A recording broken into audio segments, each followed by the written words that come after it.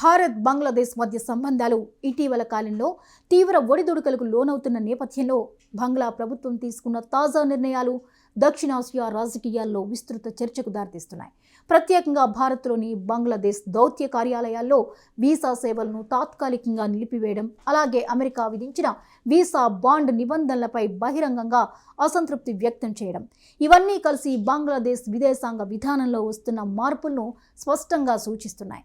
భద్రతా కారణాల దృష్ట్యా ఈ చర్యలు తీసుకున్నట్లు మొహమ్మద్ యూనుస్ నేతృత్వంలోని బంగ్లాదేశ్ మధ్యంతర ప్రభుత్వం ప్రకటించింది. ఢాకాలో నిర్వహించిన మీడియా సమావేశంలో విదేశీ వ్యవహారాల సలహాదారు ఎం తౌహిదీ హుస్సేన్ కీలక విషయాలను వెల్లడించారు. భారత్లోని ఢిల్లీ, కోల్కతా, అగర్తలా నగరాల్లో ఉన్న తమ 3 ప్రధాన మిషన్లో వీసా విభాగాల సేవలను ప్రస్తుతానికి నిలిపివేయాలని ఆదేశించినట్లు ఆయన తెలిపారు. ఇది పూర్తిగా భద్రతకు సంబంధించిన నిర్ణయమని, తాత్కాలిక చర్యగా మాత్రమే చూడాలని ఆయన స్పష్టం చేశారు. అదే సమయంలో ముంబై, చెన్నై నగరాల్లోని బంగ్లాదేశ్ మిషన్లలో వీసా సేవలు యథావిధిగా కొనసాగుతాయని చెప్పారు. ఇప్పటికే కోల్కతాలోని డిప్యూటీ హైకమిషన్ వ్యాపార, వర్క్ వీసాలు మినహా మిగతా సేవలను నిలిపివేయడం ఈ నిర్ణయానికి ముందస్తు సంకేతంగా కనిపిస్తోంది. ఈ పరిణామం సాధారణ పౌరులపై, ముఖ్యంగా చికిత్స, విద్య, వ్యాపారం కోసం భారత్కు వచ్చే బంగ్లాదేశ్ పౌరులపై ప్రభావం చూపే అవకాశం ఉంది.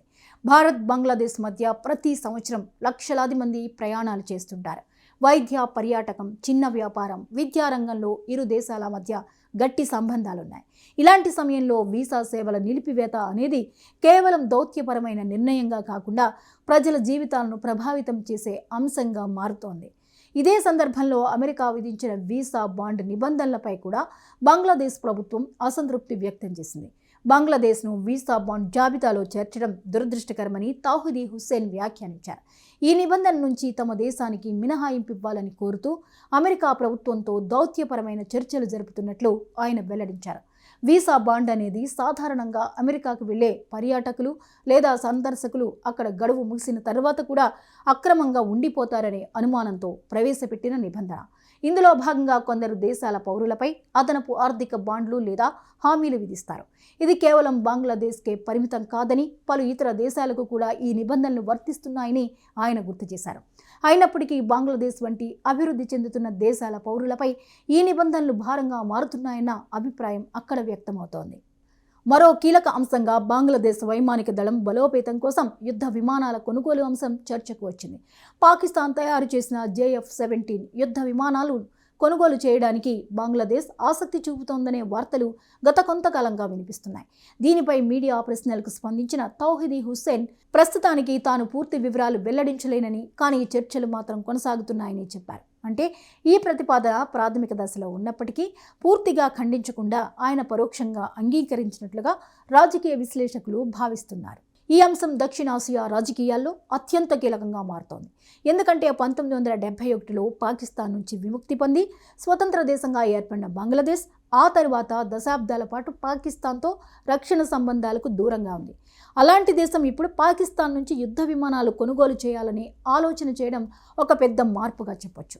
అంతేకాదు JF-17 యుద్ధ విమానాలను పాకిస్తాన్, చైనా కలిసి అభివృద్ధి చేశాయి. కాబట్టి ఈ ఒప్పందం వెనుక చైనా ప్రభావం కూడా ఉండవచ్చన్న అనుమానాలు వ్యక్తమవుతున్నాయి. ఇది భారత్కు వ్యూహాత్మకంగా ఆందోళన కలిగించే అంశంగా మారే అవకాశం ఉంది. గతంలో షేక్ హసీనా అధికారంలో ఉన్న సమయంలో భారత్ బంగ్లాదేశ్ సంబంధాలు చాలా సన్నిహితంగా ఉండేవి. ఉగ్రవాదంపై ఉమ్మడి పోరాటం, సరిహద్దు వివాదాల పరిష్కారం, భూభాగం మార్పిడి ఒప్పందం, రైల్వే, రహదారి, నదీ మార్గాల కనెక్టివిటీ ప్రాజెక్టులు వంటి అనేక అంశాల్లో ఇరు దేశాలు కలిసి పనిచేశాయి. విద్యుత్, వాణిజ్యం, నీటి వనరుల నిర్వహణ వంటి రంగాల్లో కూడా గట్టి సహకారం కనిపించింది. కానీ మొహమ్మద్ యూనుస్ నేతృత్వంలోని మధ్యంతర ప్రభుత్వం అధికారంలోకి వచ్చిన తరువాత పరిస్థితులు మారుతున్నట్లు స్పష్టంగా కనిపిస్తోంది. ప్రత్యేకంగా షేక్ హసీనాకు భారత్ ఆశ్రయం ఇవ్వడంపై బంగ్లాదేశ్లోని కొత్త పాలకవర్గం అసంతృప్తిగా ఉన్నట్లు రాజకీయ వర్గాలు చెప్తున్నాయి. ఇదే అసంతృప్తి క్రమంగా భారత్తో దూరం పెరిగేలా చేస్తోందన్న అభిప్రాయం వ్యక్తమవుతోంది. ఈ గ్యాప్ను భర్తీ చేసేందుకు బంగ్లాదేశ్ ఇతర దేశాల వైపు, ముఖ్యంగా చైనా, పాకిస్తాన్ అలాగే పశ్చిమ దేశాల వైపు దృష్టి సారిస్తున్నట్లు సంకేతాలు కనిపిస్తున్నాయి. మొత్తంగా చూస్తే వీసా సేవల నిలిపివేత, అమెరికా వీసా బాండ్పై అసంతృప్తి, పాకిస్తాన్ నుంచి యుద్ధ విమానాల కొనుగోలు చర్చలు ఇవన్నీ బంగ్లాదేశ్ విదేశాంగ విధానంలో ఒక కొత్త దిశను సూచిస్తున్నాయి.